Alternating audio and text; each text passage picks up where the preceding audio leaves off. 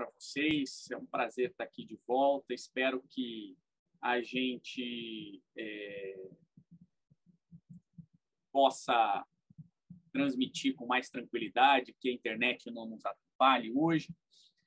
E vamos tentar passar um pouquinho do que eu chamei a primeira revelação à luz do Espiritismo. E é claro que eu vou falar naturalmente à luz do Espiritismo, porque esse é o nosso grande objetivo. O Espiritismo nos traz uma chave para entender o Velho Testamento e para que a gente possa sair um pouquinho da superficialidade que a gente às vezes passa no Velho Testamento, né?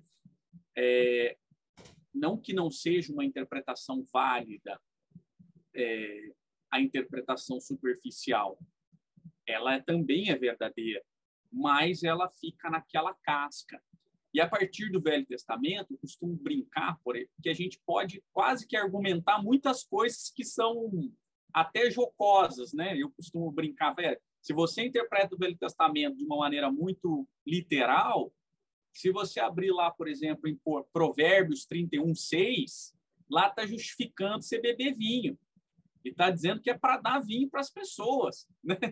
Ou então, se você abrir no livro de Reis, segundo livro de Reis, por exemplo, eu provo para vocês que Deus gosta mais dos carecas do que dos cabeludos. Está lá, é verdade. Quando o profeta descia, né? Imagina, e ele era careca, descendo assim para uma cidade. Algumas crianças zombaram, está escrito lá no segundo livro de Reis, algumas crianças zombaram dele e falaram assim, sobe, calvo. E aí ele pega, amaldiçoa as crianças em nome de Deus e vem uma ursa e mata 42 crianças. Você vê? É uma prova de que Deus gosta mais dos carecas. Ou seja, se a gente ficar lendo aquele Velho Testamento como se fosse uma história, porque ali tem partes históricas, mas a história é o pano de fundo dessa história toda, da interpretação. E se a gente ficar só naquela superficialidade, a gente pega a banana, descasca a banana, joga a banana fora e come a casca. Se a gente achar que o Velho Testamento é só a história do povo hebreu, e mal contada, né? Porque, na verdade, ali não tem toda a história e nem vai ter como ter tudo, porque são 1000 anos de história. Ali, óbvio que dentro daqueles 5 livros não dá para contar 1000 anos de história, né? Mesma coisa acontece com a vida de Jesus. Tudo que aconteceu na vida de Jesus não está nos 4 evangelhos. Tanto que João, se você pegar a última frase do Evangelho de João, João vai dizer: Jesus fez muito mais do que eu estou contando para vocês aqui. Faltariam livros para contar o que Jesus fez, mas eu trouxe aqui só para vocês poderem entender um pouco de quem era esse cara. Não sou eu que estou dizendo isso, não. Com as minhas palavras, eu estou pegando o último parágrafo do Evangelho de João. Então, é assim que eu proponho esse estudo, a gente poder entender.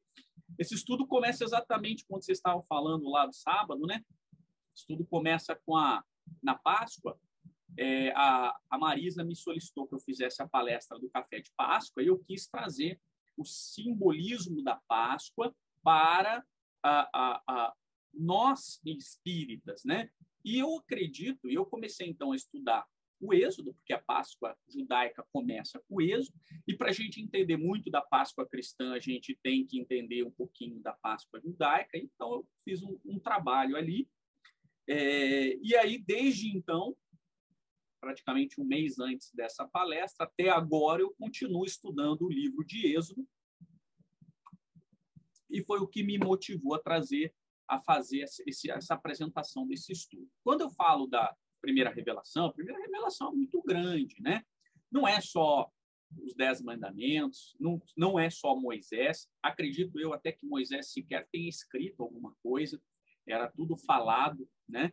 E aí o que acontece? São 1000 anos aí de história que foi se passando. A primeira revelação é isso tudo, representado por Moisés. Como a segunda revelação, não é só Jesus Cristo.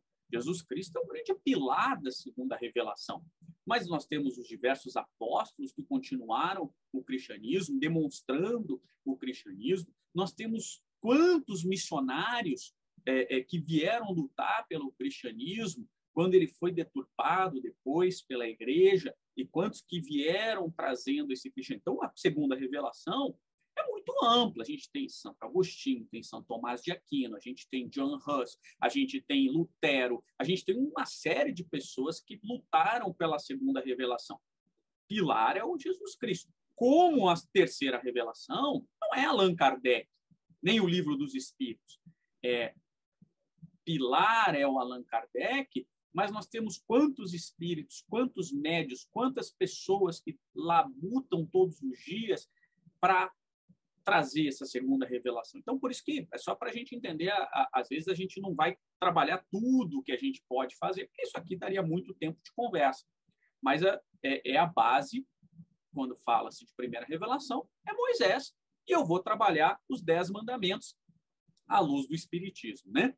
Então, só para a gente entender rapidamente a questão do Êxodo, então o livro de Êxodo começa com a saída do Egito, né, Mitzray, que é o estreito, né, para em busca da Canaã, a terra prometida.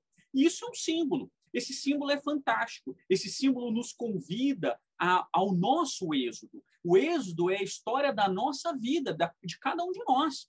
É a saída da escravidão, Mitzray, a escravidão do Egito, a escravidão da matéria, em busca da Canaã, um mundo de aperfeiçoamento espiritual que chegaremos todos nós como espíritos puros. Então, não é só mundo de regeneração a Canaã. A Canaã simbólica, essa jornada. Por isso que se a gente interpretar ao pé da letra, eu sempre brinco, falo que Moisés é o pior guia que existe, né? E Deus é o pior GPS, porque Deus era uma coluna de fogo levando o pessoal no meio do deserto. E um percurso, a primeira foto ali é o percurso hoje, que você vai demorar aí cerca de 8 dias caminhando, ele demorou 40 anos. Então, é muito ruim esse guia. Então, se a gente entender isso como só guia, só essa história, e Deus, então? Deus não conhecia Canaã, então. Deus foi mostrando. Não, esse é o símbolo. Tem vários símbolos interessantes no Êxodo. Primeiro, saída daquela...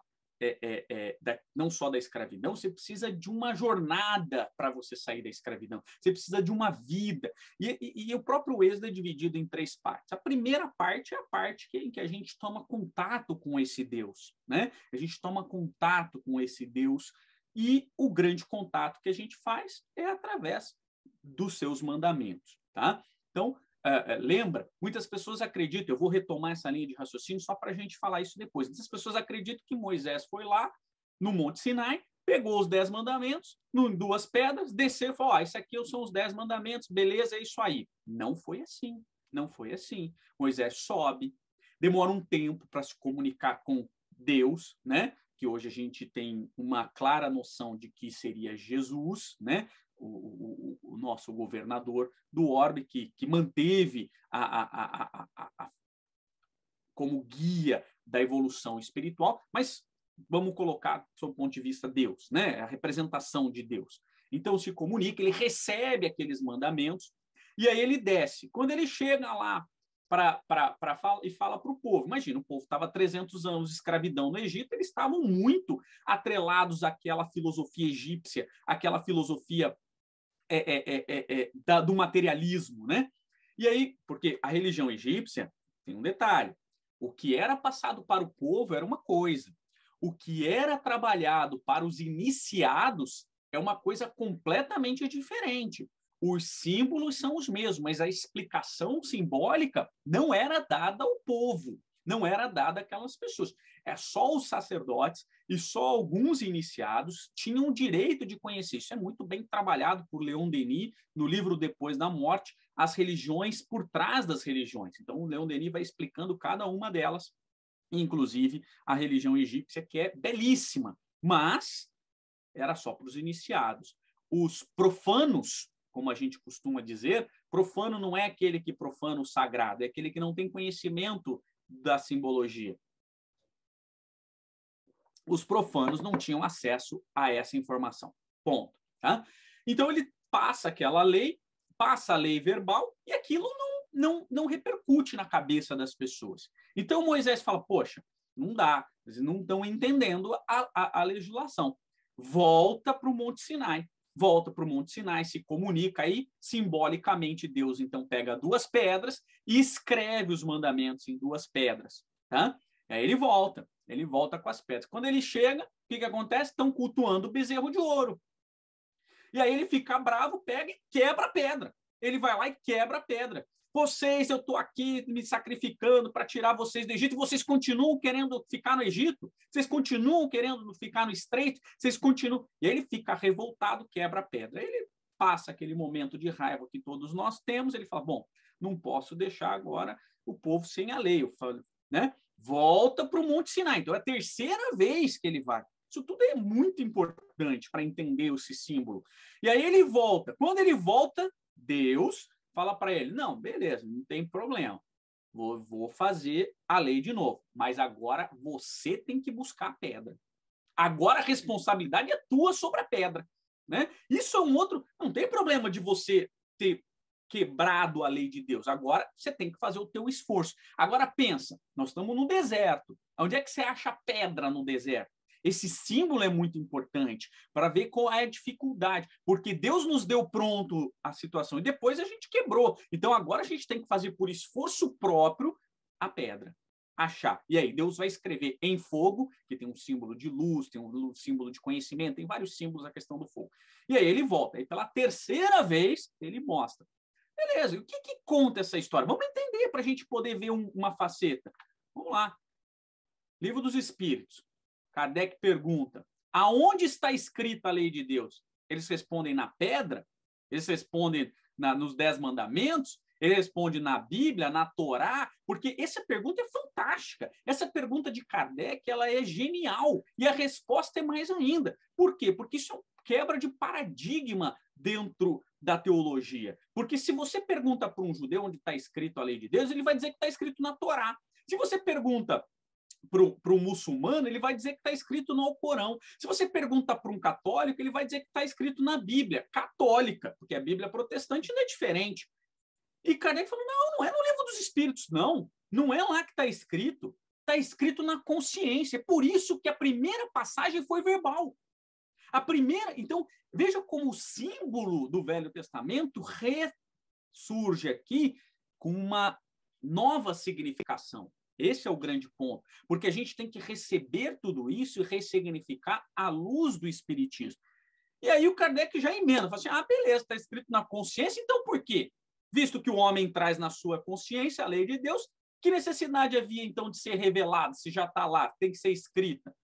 E aí os Espíritos respondem, eles esqueceram e desprezaram. E aí Moisés vai lá e quebra a pedra. Né? Quis então Deus que fosse lembrado. Só que lembra, cada vez que a gente escreve alguma coisa, pela nossa pequenez, a gente delimita. Ao delimitar, a gente empobrece. A lei de Deus é muito mais do que isso. Aquilo que nós conseguimos compreender ali está. Joia? E aí, então, vamos focar dentro da lei de Deus. Então, o que Kardec nos traz lá em Evangelho segundo o Espiritismo sobre isso, que é o que vocês, então, estudaram essa primeira parte, né? Então, olha lá. Na lei mosaica, há 2 partes distintas. A lei de Deus, veja como Kardec chama isso, promulgada no Monte Sinai, são os 10 mandamentos, e a lei civil disciplinar, decretada por Moisés. Uma é invariável, a outra apropriada aos costumes e ao caráter do povo e se modifica com o tempo. Jóia. Então, esse é o grande ponto. Primeira coisa, a gente tem 613 mandamentos na Torá, certo? Os 10 primeiros mandamentos e depois 603. Não é que todos eles são ruins. A gente tem que entender que os 10 mandamentos, como Kardec muito bem coloca, é a parte divina disso. É a parte divina do entendimento. É aquilo que Moisés recebe de Deus. Os outros 603 são decorrentes daquela lei. Tanto que se existia uma grande discussão ao tempo de Moisés, posteriormente, né? E mesmo na questão, no tempo de Jesus, como é que eu vou chegar em Canaã? Como é que eu vou chegar na Terra Prometida? Como que eu chego? E aí cada grande doutor da lei do tempo de Jesus escrevia uma lista. Alguns diziam, você tem que cumprir os 613 mandamentos. Impossível, ninguém vai para o céu. Vamos colocar céu como a terra prometida, né? E que a gente sabe que esse é um símbolo do aperfeiçoamento espiritual, né? Então, como é que a gente chega no céu? Tem que... Não, porque os judeus não acreditavam em céu nem inferno, né? Mas na vida eterna, né? Na vida de verdade. Então, como é que a gente é? Aí, 603, aí fala, então ninguém vai para a terra prometida. Vai acabar o céu por falta de candidato. Por isso que eu me lembro quando eu fiz a prova do ITA, uma das perguntas que na época de estudo era se o inferno era quente ou frio, né? E aí justifique cientificamente a sua resposta. Se existir um inferno, ele é quente ou frio, né? Então, supondo que ele exista, ele é frio. Porque se todo mundo vai para o inferno, ele está em constante expansão. E tudo que está em constante expansão está no zero absoluto, ou no zero Kelvin. Estou errado, Márcio? Você que é um engenheiro aqui, eu sou advogado, sem nada, né? Mas na época, então o inferno é frio, ao contrário de ser quente, né? Porque todo mundo vai para o inferno, ninguém vai chegar para os 613 mandamentos. Aí os filósofos falam, não, você não precisa cumprir os 613, basta cumprir os 10, porque os 10 é o cerne, eles são o cerne da discussão. Os outros 603 estão contidos nos 10 mandamentos, são ilações temporais daquela situação. Algumas hoje totalmente perdidas, como determinadas tipo de carne que você pode ou não comer, determinada situação que você pode ou não fazer, apedrejar a mulher adúltera, tal. Hoje já não faz qualquer sentido essa legislação. Outros ainda são interessantes, como você, contei na semana passada, lá na lei mosaica, você planta em quadrado e colhe em círculo, né? Então, por quê? Porque as bordas do círculo e aquilo que cai no chão pertence aos órfãos e as viúvas, ou seja, deve ser destinado à caridade. Então, por força de lei, todo mundo tem que fazer a caridade. Agora, é claro que isso está ultrapassado, porque Jesus veio falar, não, a caridade não deve ser feita por força de lei, a caridade deve ser feita porque você sabe que esse é o caminho. Aliás, esse é o único caminho, como diz Jesus e depois Kardec, né? Então, e aí você toma um outro tipo de consciência. Você faz a caridade não porque a lei obriga você a fazer. Porque quando a lei obriga, você pode falar, não, nesse cantinho aqui, na verdade, ele está meio circular. Eu faço um outro círculo dentro. E aí você começa a interpretar a lei do jeito que você quiser, a forma que você quer. Agora, quando você compreende a necessidade da prática da caridade, acabou. Só existe um caminho, é a caridade. E você tem que fazer a caridade como? Aí é outra interpretação que a gente vai chegar nisso. Bom, então, veja, por isso que Kardec divide, e os 10 mandamentos são o cerne, a lei de Deus, e o restante era a cultura da época. Aliás, não foi Kardec que inventou isso. E Léo, que era avô de Gamaliel, já tinha desenvolvido essa teoria e já era pacífico na época de Jesus qual que era o grande mandamento, que é o primeiro, na verdade. E Gamaliel foi o mentor de Paulo de Tarso, né? O vô dele era um dos grandes filósofos da Torá. E aí o que acontece? Ele já tinha falado que você cumpriu o primeiro mandamento, você garante todo o resto. Todo o resto. Por isso que o grande mandamento, para o tempo de Jesus, era o primeiro mandamento. Depois Jesus veio aperfeiçoar isso e ainda vai colocar um detalhe a mais nele lá na última ceia. Mas, até então, para a gente ir para o mundo de regeneração, basta cumprir o primeiro mandamento, que a gente está safo, né? Para ir para o mundo perfeito, aí é o novo mandamento, aí é o de Jesus. Mas vamos por partes, para a gente não fazer confusão. Então, o fato é que isso já era pacífico. Tanto que quando o doutor da lei inquire Jesus, né? Mestre, o que eu preciso fazer para chegar na vida eterna? Jesus pergunta para ele o que está escrito na lei e como você a compreende. E aí ele explica a lei, que é o que eu vou falar do primeiro mandamento. E aí, essa parte era pacífica. E Jesus falou assim, falaste bem, cumpra isso. Aí, aquela discussão que se tinha com o doutor da lei não era como que você interpreta o primeiro mandamento. A discussão é quem era o próximo. Tá? Essa era a discussão. Para por aí, vamos entrar nessa daqui a pouquinho. Uma coisa importante para a gente sedimentar já. Não pode confundir os 10 mandamentos com as 10 leis trazidas por Kardec, pelos espíritos, por orientação de Allan Kardec, lá no Livro dos Espíritos. Tá? Então, os 10 mandamentos, embora possam estar contidos no decálogo das leis divinas ou naturais, né, trazidas por Kardec, as leis trazidas por Kardec são muito maiores. Basicamente, só para a gente poder fazer essa diferença. Então, não pode fazer uma correlação. Embora em alguns pontos, naturalmente, tenham correlações. O decálogo mosaico, ele regulamenta a nossa relação para com Deus na Terra. Tá? Então, é uma lei da Terra. Embora, naturalmente, tenha coisas ali. As leis trazidas por Kardec, lá no Livro dos Espíritos, são as leis divinas ou naturais, são as leis que regem o universo. Em qualquer planeta que você esteja, e não importa em qual grau evolutivo você esteja, essas leis são imutáveis.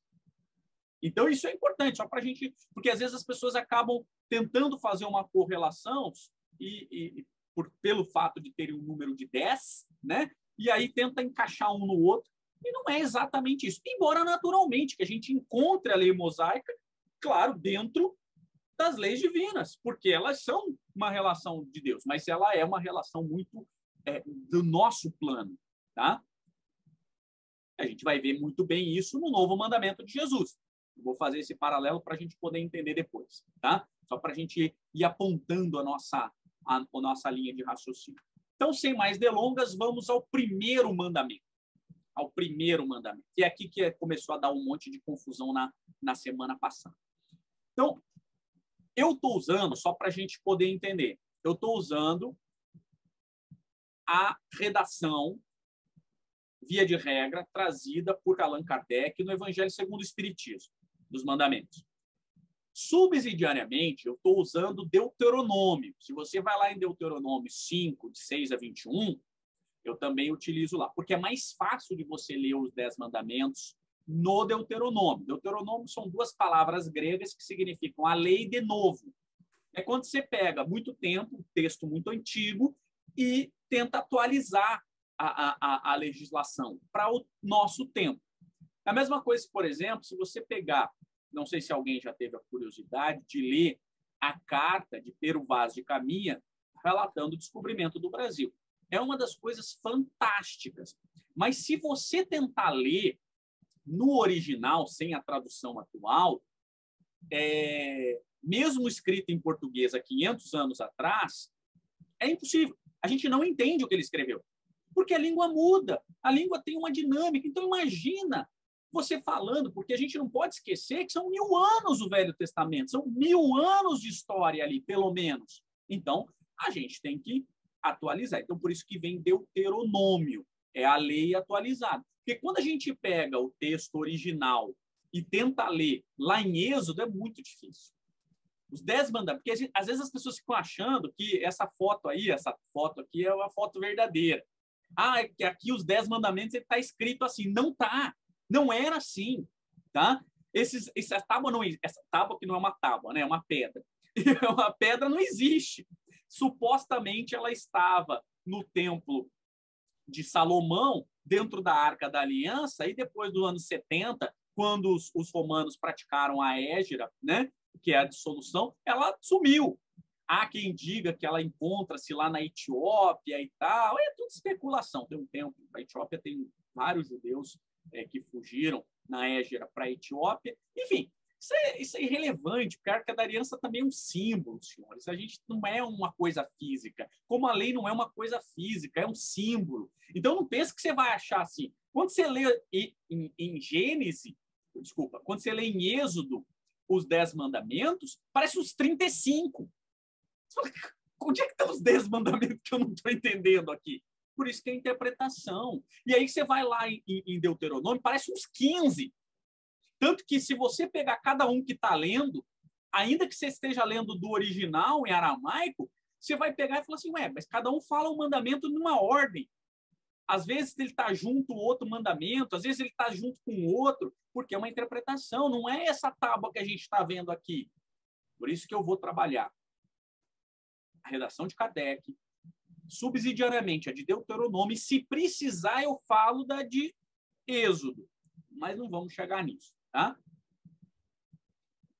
Então, olha o que diz o primeiro mandamento. Eu sou o Senhor vosso Deus e que vos tirei do Egito, da casa da servição. Isso é como se fosse um mantra, tá? Tudo que é da ordem de Deus começa com esse mantra, porque é para lembrar, por isso que o sábado aguardar o sábado é uma lembrança do êxodo, da saída, da Páscoa. Tudo é uma lembrança da Páscoa. Inclusive, é porque isso começa dessa maneira. Eu sou o Senhor, vosso Deus, que vos tirei do Egito, da casa da servidão.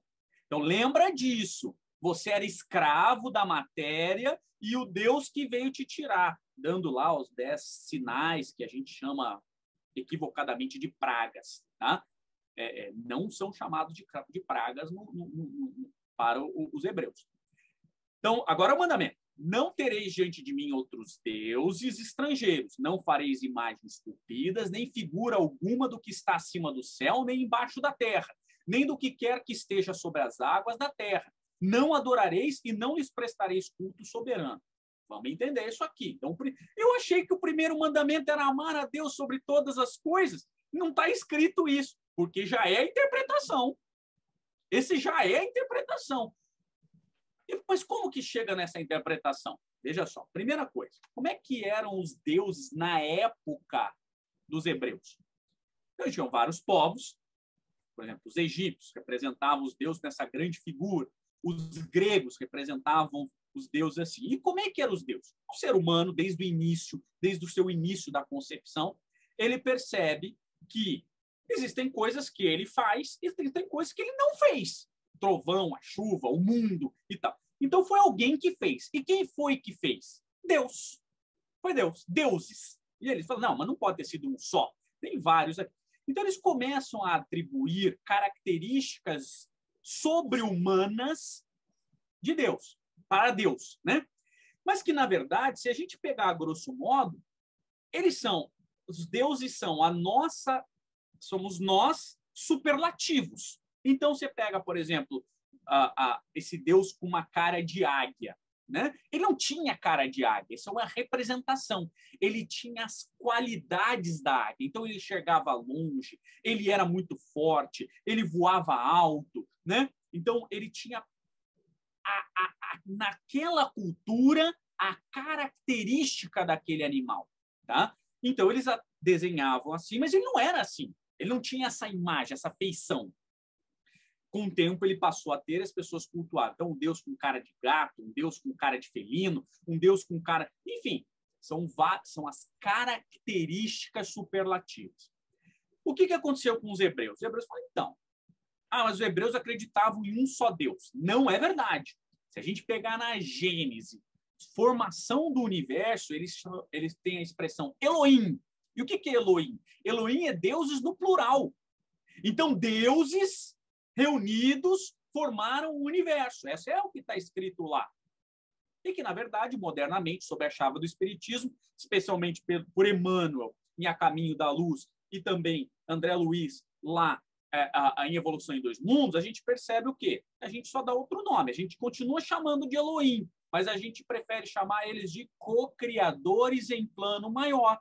Então, a gente também acredita em deuses, entre aspas, que a gente chama de co-criadores em planos maior, e nós somos co-criadores em plano menor, assim que é intitulado por André Luiz, principalmente em Evolução em Dois Mundos. Então, somos co-criadores. Jesus, por exemplo, é um co-criador em plano maior.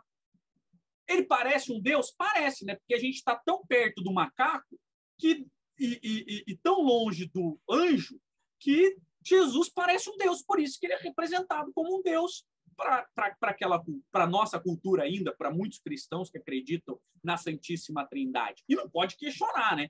É lógico, como é que você vai explicar que ele não é Deus? Porque tem uma passagem que ele sobe no monte com Pedro, com Tiago, e eles falam com Deus, ele fala com Moisés, ele fala com Elias, ele fala assim, pô, e depois o Espírito Santo. Quer dizer, então como é que ele pode ser... É uma coisa meio doida. Como é que você explica isso se ele estava presente e tinha outras pessoas ao mesmo tempo presentes? Não, era ele. Por isso que é um dogma. Você não pode questionar, porque eu não vou saber explicar. Hoje, a gente, como tem todo o direito de questionar, e o Espiritismo nos dá essa fé raciocinada, a gente entende. Ele parece Deus, que é o mais próximo de Deus que a gente vai achar no planeta Terra é Jesus. Então, beleza. Pode chamar ele de Deus, mas preferimos chamá-lo de co-criador em plano maior, desde que você não ache que ele é Deus. Porque Deus, aí é que está o mandamento. Deus, ele não pode ser nominado. Deus, ele não tem características. É isso que significa o primeiro mandamento. E foi isso que era a dificuldade dos hebreus. Porque Deus não escolhe os hebreus porque ele gosta mais dos hebreus e não gosta dos egípcios. Não. Essa visão simplória do Velho Testamento. Não. Deus escolhe os hebreus como povo prometido para nos trazer a unicidade de Deus, porque eles, embora existissem, por exemplo, ali tem uma figura dos babilônicos, eles já tinham uma ideia de Deus único, né? Principalmente em alguns aspectos dentro da cultura babilônica, não todos, mas já tinha. Mas os hebreus eram um povo que tinha a unicidade de Deus mais madura. Mais madura. E aí a gente fala, e aí, imagine uma conversa de um hebreu com um egípcio. O egípcio escravizador, o hebreu escravo, e aí ele fala assim, não, porque eu tenho vários deuses e tal, parari, parará. E aí ele fala assim, não, o meu Deus, beleza. Só que o meu Deus, ele está acima do seu. Ele manda em todos eles. E você é escravo. Por enquanto. Mas ele vai mandar 10 sinais para mostrar que a nossa escravidão acabou. E aí, para entender essa escravidão, a gente só precisa entender a lei de ação e reação. Os hebreus cometeram diversos equívocos e tinham que resgatar. Não tinham o que fazer. Por isso ficaram 300 anos. Ou vocês acham que a gente escravizando, nós brasileiros que escravizamos os nossos irmãos africanos por 300 anos, isso vai ser em vão? Não vai ter ação e reação. Não vai ter resgate coletivo para fazer. Claro que vai ter. Acontece que a partir do momento que houve o resgate, Deus falou, acabou a escravidão. Acabou. Eu vou te mandar sinais para terminar essa escravidão. Tanto que ele fala, meu Deus vai estar dizendo que vai colocar vai deixar o Nilo vermelho. Aí o Nilo fica vermelho. Não, mas os meus deuses aqui, eu sou escravizador, vai acabar com isso. Olha, os teus deuses são inferiores ao meu Deus, eles devem submissão. Eles existem, eles são importantes, são os espíritos de elevada que são responsáveis pelos outros continentes, pelos povos e tal. Eles existem, mas eles estão subordinados ao meu Deus. E aí o egípcio pergunta, e como é que é o seu Deus? Não tem rosto. Como não tem rosto? Mas como é que é o nome do seu Deus? Não tem nome. Quer dizer, olha como era difícil você explicar isso para aquele povo que tinha imagens de Deus. E ele falou assim, olha, o meu Deus está acima de todos eles, mas ele não tem nome e não tem rosto. Mas por que ele não tem nome e não tem rosto? Esse é o grande ponto. Porque toda vez que a gente define algo, a gente limita na nossa incapacidade, na nossa pequenez. Tanto que se você pegar aí essa foto aí do meio, é o Deus cristão da Capela Sistina, que na verdade parece o Zeus grego, né? Moisés, se entrasse na Capela Sistina, ele quebrava os 10 mandamentos de volta, porque não pode representar Deus. E por que não pode representar Deus? Porque quando a gente representa Deus com qualquer característica, a gente limita ele. Limita a nossa insignificância, limita a nossa ignorância. É por isso que Deus não tem nome, é por isso que Deus não tem forma. Ayrton, mas isso é muito confuso. Então, vamos usar a chave do Espiritismo. O que é Deus? Deus é a inteligência suprema, causa primária de todas as coisas. É o inominável. É o que não é o sem forma. É o onipotente. Por isso que a gente tenta definir Deus pelas suas características. Mas o que é Deus, que a gente não pode... E é tão genial a pergunta de Kardec, ele não fala nem quem é Deus, ele fala o que é. E aí, Kardec pergunta lá na 3, poderia dizer que Deus é o infinito? E eu adoro essa resposta, porque a primeira eu acho ruim. A primeira eu não acho tão boa, porque a gente é tão insignificante que a gente não consegue nem entender a primeira. Aí você vai assim, então beleza, deixa eu tentar explicar. Posso falar que Deus é o infinito? É o que diz a espiritualidade. Definição incompleta, pobreza da linguagem humana, insuficiente para definir o que está acima da linguagem dos homens. Deus é infinito em suas perfeições, mas o infinito é uma abstração. Dizer que Deus é infinito é tomar o atributo de uma coisa pela mesma coisa. É definir uma coisa que você não compreende com uma coisa que você também não compreende. Esse é o grande ponto. E é genial essa resposta, porque e o que significa? Meu amigo, você é tão burro, mas tão burro, que não dá para definir Deus no teu estado de burrice. Saiba que ele existe. Esse é o primeiro passo, e essa é a única coisa que você tem que saber. E que ele é causa primária. Quando eu falo você, é eu também, né? Nós, né? Enquanto seres próximos do macaco. Nós somos um pós-macaco, mas a gente ainda é, muitas vezes, a gente é pior que o macaco. Então, não dá para definir Deus dentro da nossa ignorância, não dá para definir Deus dentro da nossa burrice, né? Porque a gente é muito infantil ainda. É tentar explicar alguma coisa complexa para uma criança de 3 anos. Nós somos uma criança de 3 anos, alguns têm 4. Os gênios têm 5. Então, assim, nós somos muito infantis ainda dentro dessa definição. E é a mesma coisa, é exatamente o que diz o primeiro mandamento. Não tereis diante de mim outros deuses estrangeiros. Não fareis imagem esculpida, nem figura alguma do que está acima do céu. Não dá para definir Deus dentro da sua pequenez. Não dá para colocar uma característica de uma águia em Deus, que Deus é muito mais que a águia.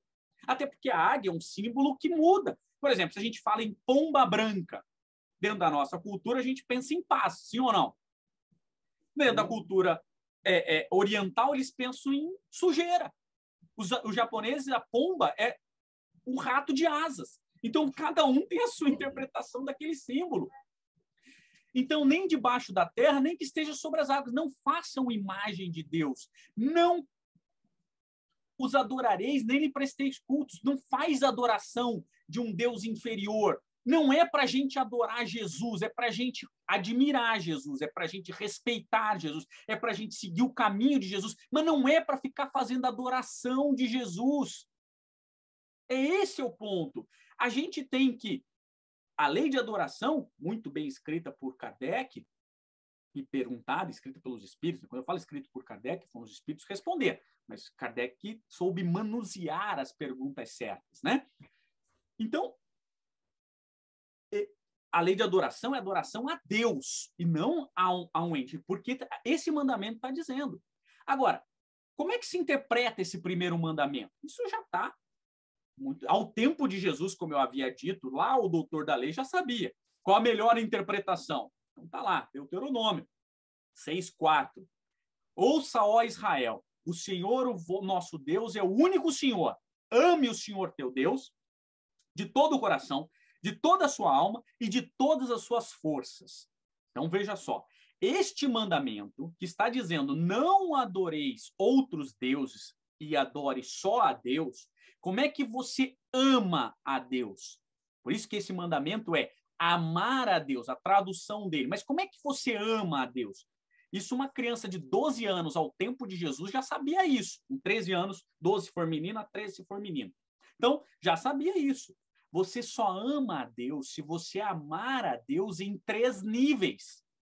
Amar de todo o seu coração, com toda a sua alma e com todas as suas forças, ou em outra tradução, com todos os seus muitos. Então, você só ama a Deus quando você ama a Deus em 3 níveis. Esses 3 níveis é que vai cumprir o primeiro mandamento. Veja como isso é muito mais profundo do que só amar a Deus. Não. E o que é amar a Deus de todo o seu coração? Os hebreus acreditavam que no coração estava sediada a razão e o sentimento. Tá? Então, vejam, o que acontece? Dentro do coração, por exemplo, eles acreditavam que a emoção situava no intestino. Tanto que quando você tem uma forte emoção, onde que você sente? No cérebro? Não é no cérebro, você sente no intestino. Né? Hoje a ciência já sabe que está muito atrelado o intestino ao cérebro, tem diversas conexões, parari, parará. Mas hoje que a gente acha que, quer dizer, a gente já não acha mais isso, mas a boa parte da população acha que a racionalidade está no cérebro. Nós espíritas sabemos que está no espírito. O cérebro é um instrumento de conexão da razão. Mas, beleza. Mas no tempo de Jesus era no coração, tá? Então, você amar ao próximo. Só um detalhe, para por aí. E os judeus já tinham, com base nesse mandamento aqui, Levítico 19, 18, não procure vingança nem guarde rancor contra o seu povo, mas ame cada um do seu próximo como a si mesmo. Eu sou o Senhor. O que é isso? Os hebreus já tinham, ao tempo de Jesus, muito claro que você só consegue medir o quanto você ama a Deus na proporção que você ama o seu próximo. Então, por isso que a tradução do primeiro mandamento é a ama a Deus sobre todas as coisas e o próximo como a ti mesmo. Por quê? Porque você só ama a Deus quando você ama o próximo. E você só ama a Deus quando você ama de todo o seu coração, toda a sua alma e com todos os seus muitos. Ou seja, você só ama a Deus quando você ama o próximo com todo o seu coração, com toda a sua alma e com todo o seu muito. Então, veja só.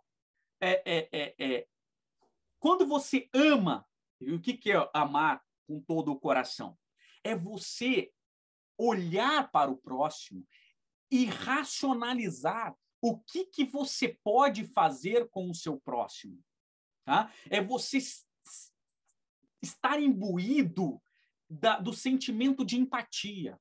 Quando você olha para o próximo em sofrimento e você tem a empatia com a dor do próximo. Isso é amar de todo o coração. Mas não basta isso.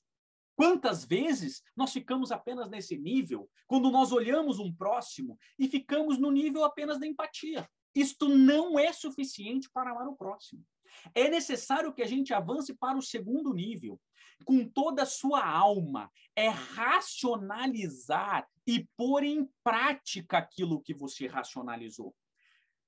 Mais ou menos assim, meninas, né? Vocês estão lá assistindo o filme com seu companheiro, né?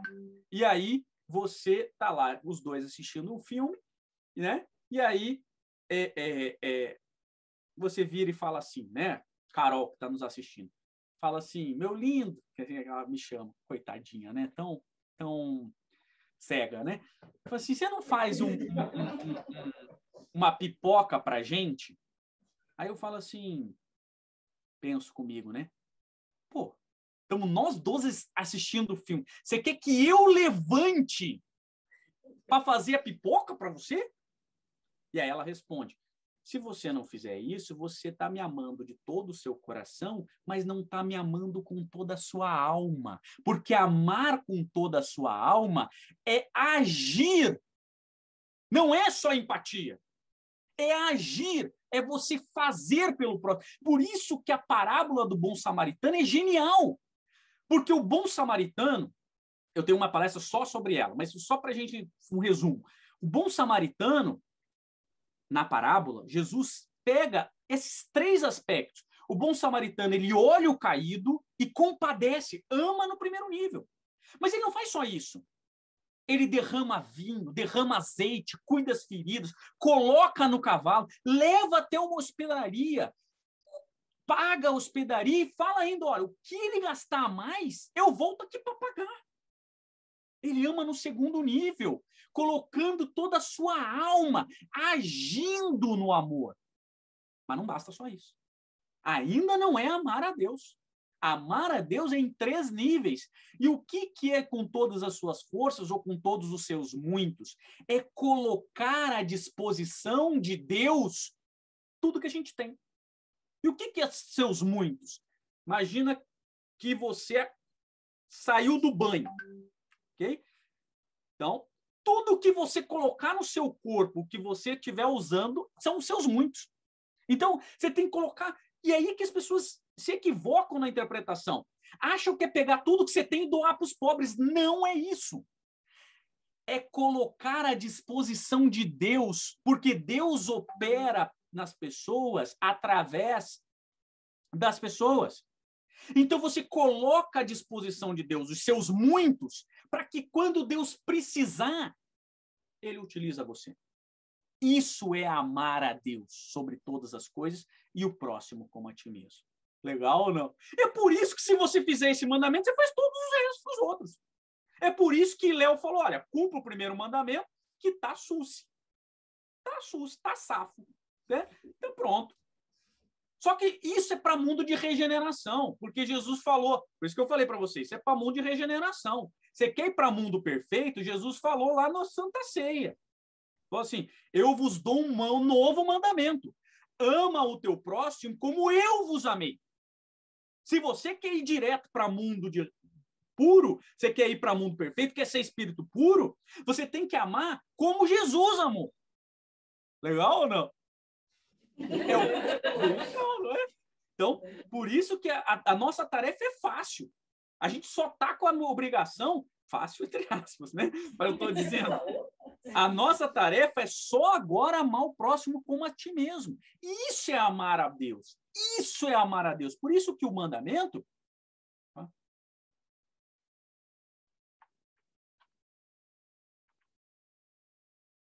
é esse, é a lei de amor. Esse primeiro mandamento, que o resumo daquilo ali tudo está dizendo, é ama a Deus sobre todas as coisas. Não é que você não tem que amar as outras coisas, não é que você não tenha outros deuses, não é que você não tenha que amar Jesus, não é que você não tenha que amar Padim Cício, não é que você não tem que amar São José, não é que você não tem que amar São Gabriel, sei lá, qualquer um que você queira amar, você pode amar todo mundo, respeitar Chico Xavier, não é que você não tenha que amar todo, mas não ame ninguém e nenhuma coisa acima de Deus. É esse o mandamento. Ame a Deus sobre todas as coisas e o próximo como a ti mesmo. Só que tem um detalhe, esse que é um problema. Por que eu coloquei irmão? Porque se você pegar em aramaico, não existe a palavra próximo. As pessoas leem errado, traduzem errado. Aliás, tem uma expressão no direito... Não, no direito não. Tem uma expressão em italiano que é traduttore traitore. Todo tradutor é um traidor. Tá? Por quê? Porque ele coloca... A palavra em aramaico é irmão. Ama o seu irmão como a ti mesmo. E por isso que faz sentido. Quando você entende isso, que você vai fazer sentido. Por que o doutor da lei pergunta, quem é o meu próximo? Ele não pergunta isso, ele pergunta, quem é meu irmão? Ele está perguntando, quem é meu irmão? Eu até acho que a utilização do próximo é melhor do que irmão. Por quê? Porque irmão dá muita interpretação errada. Tanto que ele pergunta. Por quê? Porque ele pergunta com base em Levítico. Não procure vingança nem rancor contra alguém do seu povo, mas ame a cada um seu irmão como a si mesmo. Eu sou o Senhor. E aí que ele pergunta, quem que é meu irmão? Para mim, nessa interpretação, é só o povo de Israel. Essa é a interpretação. E aí que Jesus, de maneira genial, ao contar a parábola do bom samaritano, tira a ideia de que nós somos o generoso, estamos ajudando todo mundo, e quem é meu irmão para eu ajudar? E ele fala assim, não, se coloque na posição de caído. Quando você estiver na posição de caído, pensa, quem que você gostaria que te ajudasse? Ah, não, eu odeio homossexual. Eu odeio negro. Aí você tem um ataque cardíaco. Vem um enfermeiro negro homossexual para te ajudar. Você vai falar assim, não encosta em mim, porque eu não gosto de negro e homossexual. É isso? Não vai. Você vai falar assim, pelo amor de Deus, me ajuda quem estiver na minha frente, quem souber poder me ajudar. Essa é a genialidade de Jesus. Ao nos colocar como caído, ele faz a seguinte, quem que você quer que te ajude quando você estiver? Porque na dor nós somos todos iguais. E aí ele fala assim, sabe quem é o teu irmão? É aquele que vai te ajudar na hora que você estiver caído. Quem você quer que te ajude? E normalmente a espiritualidade manipula para te ajudar exatamente aquele que você não gosta. Para você aprender a gostar. Para você aprender a respeitar. para você aprender a te colocar nessa posição.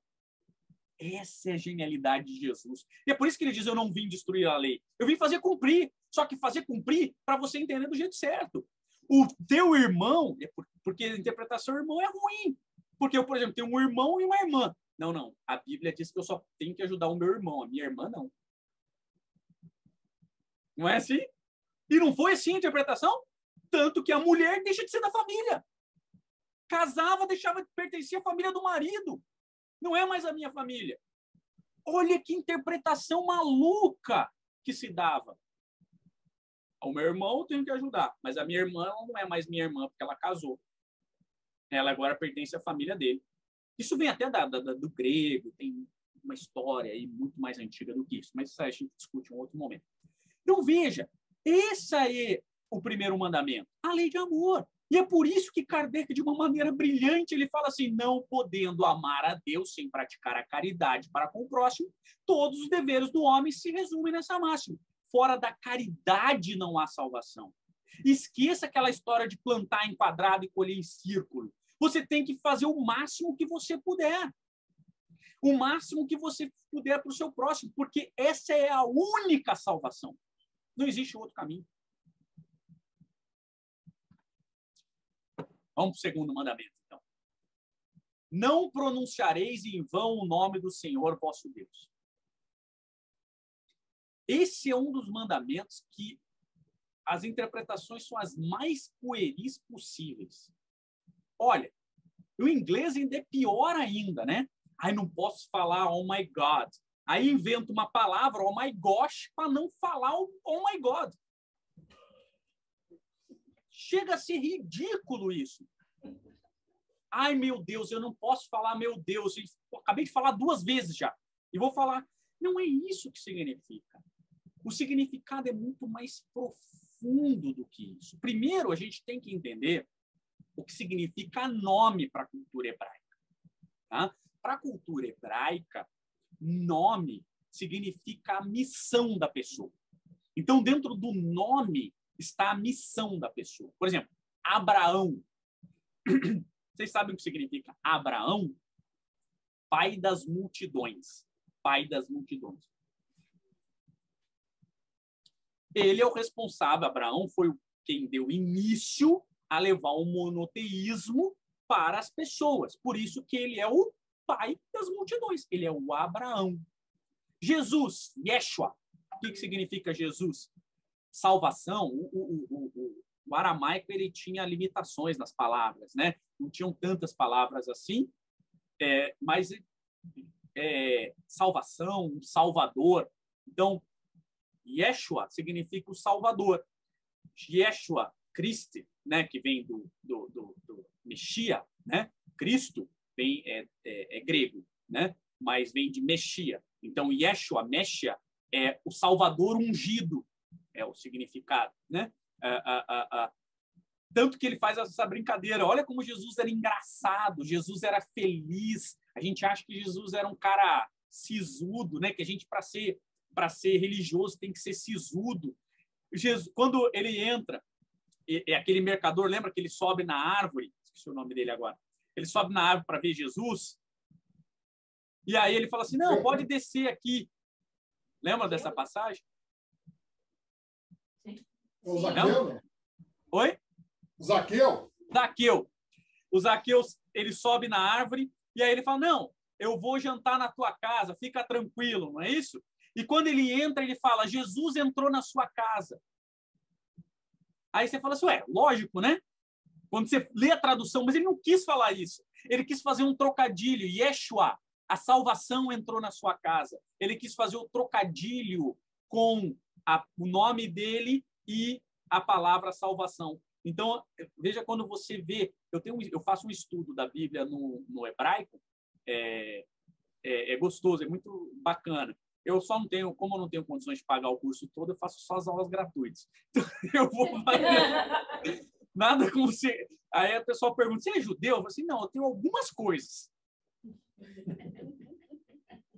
Mas é uma cultura maravilhosa, é lindo. E eu estudo, então, a Bíblia no original, as palavras no original, em aramaico, né? Embora, só um detalhe importante, o hebreu do Velho Testamento ele está escrito em aramaico e o que nós chamamos hoje de hebreu, né?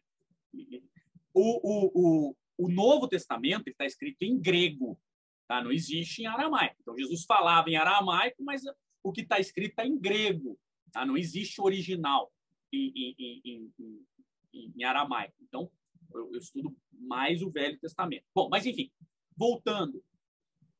E o que é essa? Ali eu coloco essa figura em preto. Ali é o nome de Jesus, de Deus no Velho Testamento, que o pessoal chama de Adonai, né? Também fala-se Yahshua. São 4 consoantes. Por quê? Porque não se pode dizer, é o inominável. Então, você não pode dizer o nome de Deus, não é porque você não pode dizer o nome de Deus, é porque ele não pode, você não pode colocar ele numa caixinha. Deus não está numa caixinha que a gente dá um nome para ele e coloca aquilo ali. Então, essas 4 letras, ela significa o que é um acróstimo, o que foi, é e será, ou seja, o eterno. Por isso que são 4 consoantes. Deus é o que foi, o que é e o que será, ou seja, o eterno. E está muito parecido com a definição que vem no Livro dos Espíritos, não é? Da definição de Deus, inteligência suprema, causa primária de todas as coisas. Então, por isso que você não... Agora, o que é profundamente não falar o nome de Deus em vão? É muito mais do que não falar oh my God. É você não utilizar do nome de Deus para usurpar o sagrado. Usurpar o sagrado em benefício próprio. É você não usar o nome de Deus para buscar interesse pessoal, para enganar, para roubar, para molestar as pessoas, para enganar o próximo, para fazer guerra em nome de Deus. Nós temos uma guerra em nome de Deus aprovado pela Igreja Ortodoxa Russa. Senhores, a última coisa que Jesus ia aprovar era uma guerra. E quanto se matou em nome de Deus, em nome de Jesus Cristo? Quanto que se matou em nome, tantas crianças foram molestadas em nome de Deus? Quantas pessoas são enganadas em nome de Deus? Então, esse mandamento, mais do que não falar o nome de Deus, pronunciar, é você fundamentar um ato mesquinho em nome de Deus. Isso é que você não pode fazer. Então, na verdade, isso é um mandamento mais para nós, sacerdotes. Eu, enquanto palestrante, facilitador, né? É para nós. Não utilize o nome de Deus para seu benefício. Não utilize o nome de Deus em vão. É por isso que Jesus brigou muito com quem? Com os sacerdotes. Quem que o Jesus mais brigou? E quando ele fala aquela passagem em Mateus, os 7 ais, ai de vocês, mestres da lei, fariseus hipócritas. Vocês fecham o reino dos céus diante dos homens, vocês mesmos não entram e não deixam quem gostaria entrar. Porque quando eu deturpo o sagrado, eu engano, eu utilizo do sagrado para me beneficiar, para fazer com que você me dê dinheiro, para você me dar as coisas que eu quero, para me locupletar, eu deturpo o sagrado e eu fecho as portas do céu para mim e não deixo que quem quer entrar. É isso que Jesus falou. Ai de vocês, mestres da lei, fariseus hipócritas, vocês são como sepulcros caiados, bonito por fora, mas por dentro estão cheios de ossos de todo tipo de imundícia, são podres. Isso é o que não falar o nome de Deus em vão. É uma casca, mas por dentro nós somos sepulcros caiados, podres. Por isso, por que Jesus chamou serpentes, raças de víboras, os fariseus? Jesus não estava bravo, senhores. Vocês acham que Jesus estava bravo? Não estava.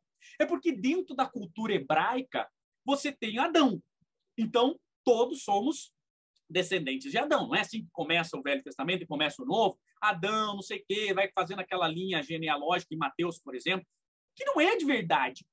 Não é aquela linha, não é. É só para dizer que nós somos filhos de Adão. Mas os fariseus são filhos da serpente, da víbora. É isso que Jesus quis dizer. Os senhores são filhos da víbora, não de Adão. Porque os senhores estão tirando as pessoas do paraíso e não colocando. Isso é não falar o nome de Deus em vão. É muito mais profundo do que só não falar oh my God. É por isso que Emmanuel, lá,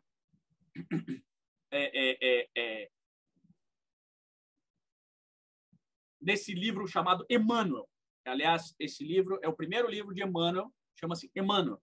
Para quem não leu, vale a pena ler. Minto. Esse aqui tá, essa passagem tá isso, em Emmanuel. Nesse livro que está aí. Todas essas atividades bélicas, olha o que diz Emmanuel, todas as lutas antifraternas no seio dos povos irmãos, quase a totalidade dos absurdos que complicam a vida do homem, vieram da escravização da consciência ao conglomerado de preceitos dogmáticos das igrejas que se levantaram sobre a doutrina do Divino Mestre, contrariando suas bases, digladiando-se mutuamente, condenando-se umas às outras em nome de Deus. Aliado ao Estado, o cristianismo deturpou-se, perdendo a sua característica divina. Então, olha o que diz Emmanuel nesse primeiro livro. Esse foi o primeiro livro de Emmanuel pelas mãos de Chico Xavier. Chama-se Emmanuel. Tudo, quase todas as guerras, tudo que a gente acontece de ruim no mundo, quase tudo que está errado no planeta foi interpretação errada das lições trazidas pelo mestre. Por isso que não pode dizer o nome de Deus em vão. Porque a gente pega o nome de Deus e usa para benefício próprio. É um pouco mais profundo do que não falar oh my God. Sim ou não? Agora lá, vamos lá. Lembrai-vos de santificar ou de guardar o dia de sábado para santificá-lo, né? Esse é legal também, não é mesmo? Quando você pega em Deuteronômio, tem uma série de atividades que você não pode fazer no dia de sábado, né? E quando a gente passa rapidamente sobre ele, a gente pode ter uma interpretação que o sábado foi feito para descansar. O sábado foi feito para que você não faça nenhuma atividade. Se você fizer, você não vai para o reino dos céus. Ok, essa é uma interpretação até válida, tá? Até porque, se a gente pegar lá na lei de trabalho, trazida por Allan Kardec, ele fala muito bem, e acho que é uma coisa maravilhosa, sobre o trabalho e sobre o descanso. Ninguém está dizendo que nós não temos que descansar. Mas não é isso que diz o mandamento. Não é isso. Ele não está dizendo, lembrai-vos de descansar no dia do sábado. Ou não fazer nada. Não. Ele está falando assim, lembrai-vos de santificar. E o que é ser santo? Quando a gente pensa em santo, a gente tem esses 2000 anos de cristianismo. E quando a gente pensa em santo, a gente pensa num santo da igreja, por exemplo. São Pedro, por exemplo. São Paulo, né? Aquela figura maravilhosa e tal, então a gente tem que ser santo, né? Mas não é isso que é a cultura hebraica.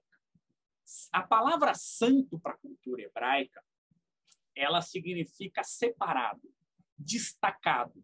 Por isso que a Arca da Aliança, se você pegar em Êxodo, 1/3 do Êxodo fala sobre o templo. Isso tem uma razão. E não é para desenhar o templo. O centro espírita aí está tudo errado. Vocês estão tudo errado. Ó, não tem Arca da Aliança, não tem Santo dos Santos, não tem o lugar de sacrifício. Onde é que é, Márcio? Onde que é o lugar de sacrifício dos animais? Então está tudo errado. Senhores, se a gente interpretar isso literalmente, a gente vai esquecer do processo reencarnatório. O sacrifício do animal é esse aqui, ó, esse animal que eu estou sacrificando para a evolução. Esse corpo físico.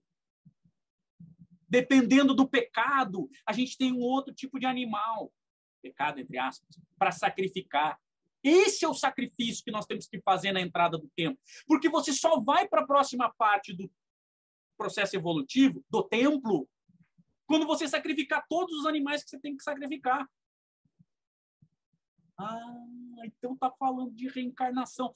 É isso!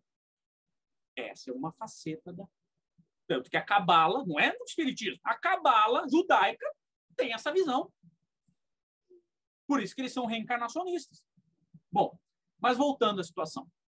Aí você tem a terceira parte, é o Santo dos Santos, onde fica a Arca da Aliança. É o Santíssimo, é o destacado. E o que é isso? Olha, eu vou fazer uma palestra e não vou estar na hora do almoço em casa. Então você santifica meu prato para mim? O que é isso? Vai lá benzer? Não, é separar. Mas não é só separar. É separar e cuidar.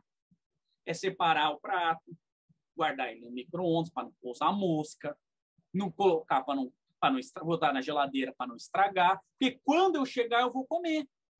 Isso é santificar, é separar, é destacar. Então, lembrai-vos de guardar, de santificar, de reservar o dia de sábado. Para quê? Para santificá-lo.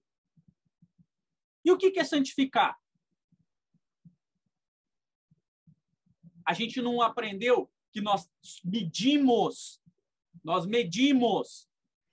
o nosso amor a Deus na medida que nós amamos o nosso próximo? Então, santificar o dia de sábado é guardar o sábado para Deus, disponibilizarmos para ajudar o próximo. Agora, o sábado é uma simbologia. O sabat, porque senão a gente fica lá, né, preso àquela simbologia. Quando que começa o sábado? No nosso calendário. Por isso que o Márcio me conhece mais, eu sou píssico com calendário, né?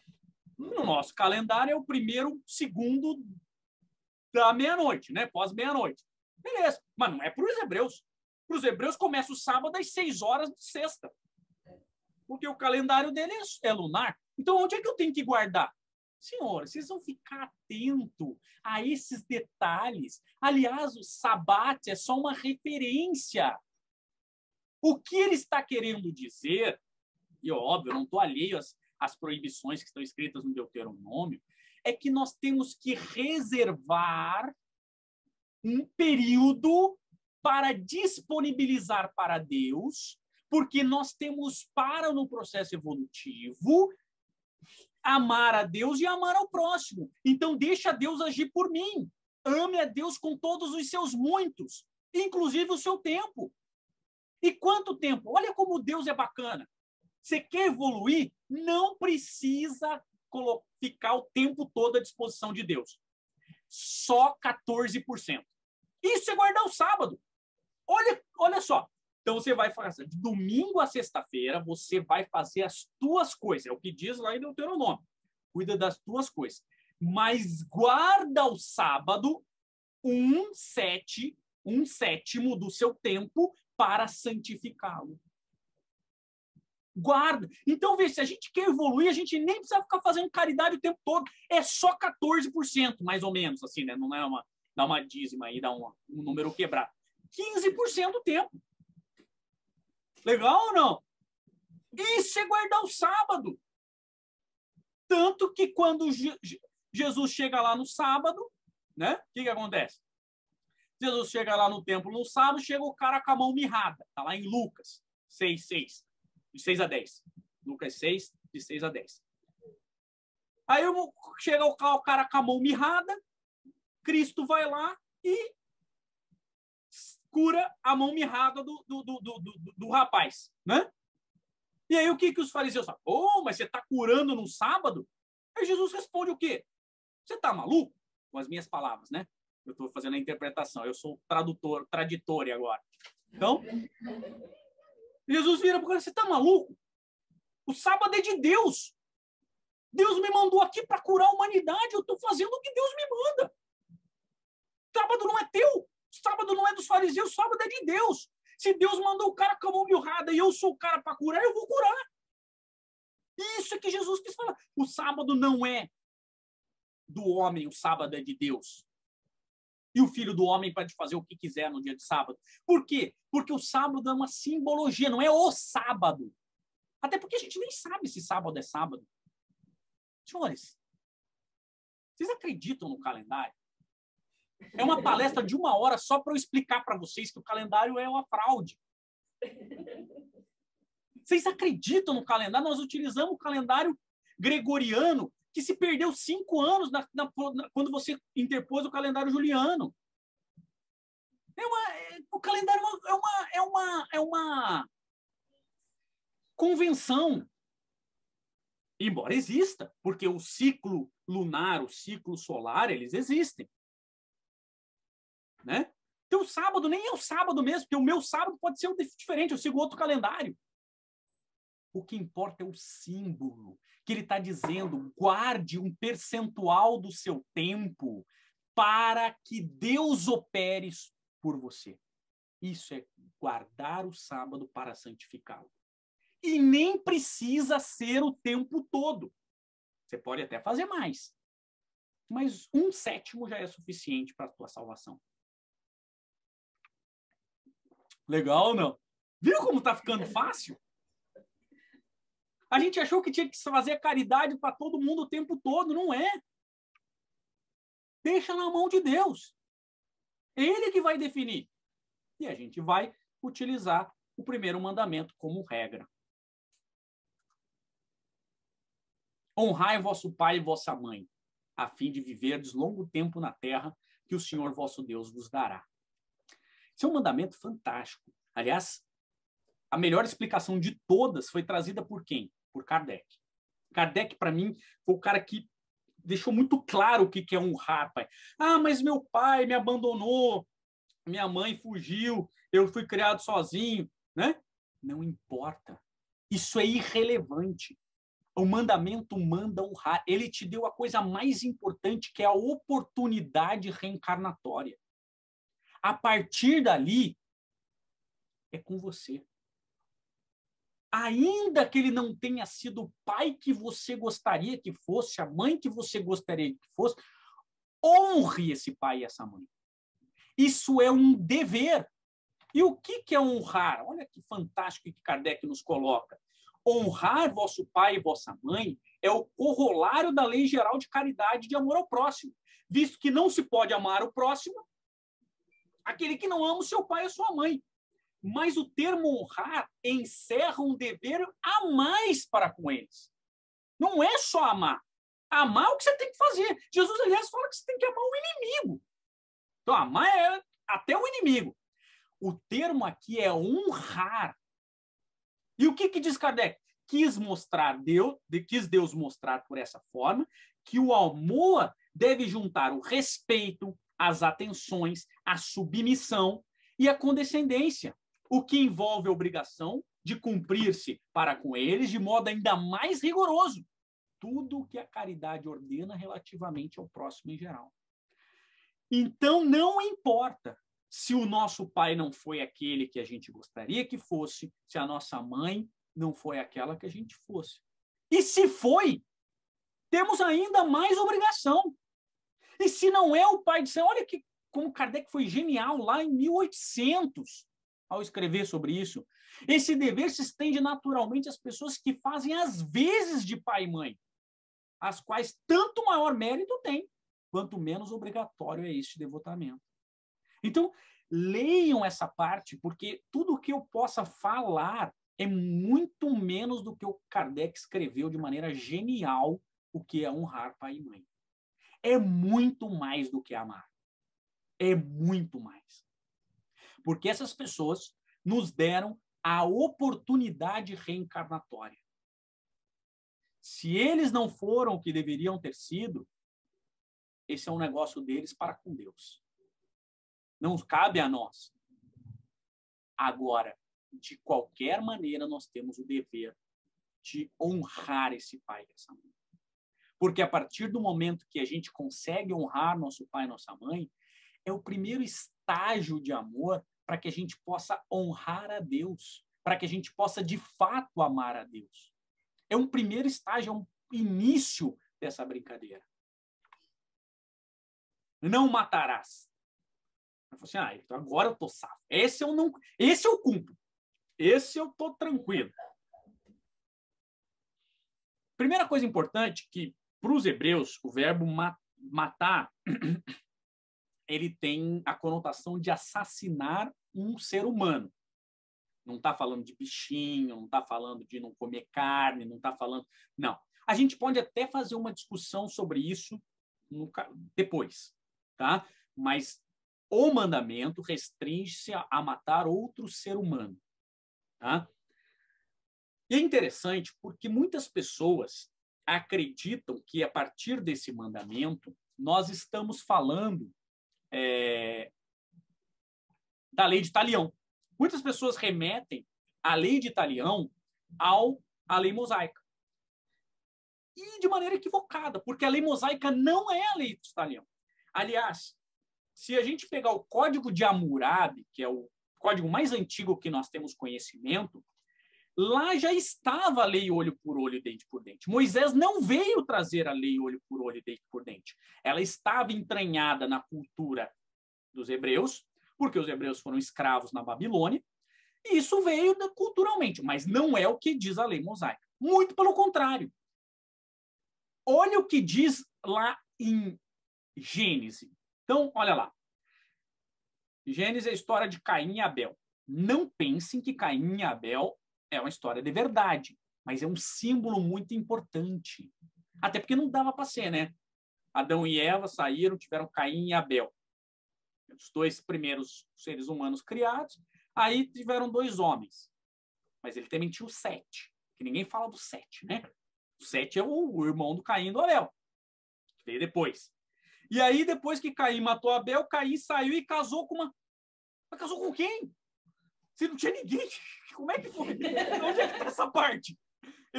Eu perdi esse capítulo da série? Eu levantei para fazer a pipoca e cadê essa mulher que foi inventada? Então, assim, isso a gente tem que perceber que isso é metafórico. O Caim e o Abel estão dentro de nós, muitas vezes. Mas também é uma raça. Entende? São várias facetas aqui. Mas olha o que é importante aqui. Ó. Olha a lição que Deus dá, que não é a lição da lei de Talião. Então o Senhor perguntou a Caim, onde está o seu irmão, Abel? Respondeu ele, não sei, sou eu responsável por meu irmão? Ele ainda é desaforado, né? Agora eu tenho que cuidar do meu irmão. Então, disse o Senhor, o que foi que você fez? Escute, da terra o sangue do seu irmão está clamando. Agora amaldiçoado é você pela terra, que abriu a boca para receber da sua mão o sangue do seu irmão. Quando você cultivar a terra, lei de ação e reação. Você matou o seu irmão, você agora tem que o quê? Morrer? É isso? Não. Agora você tem que resgatar. E olha o que diz. Ele não está dizendo que você vai morrer por causa disso. Ao contrário, Deus ainda fala diferente. Olha lá. Quando você cultivar a terra, essa não lhe dará mais sua força. Você será um fugitivo errante pelo mundo, porque você tem que resgatar. Disse Caim ao Senhor, meu castigo é maior do que eu posso suportar.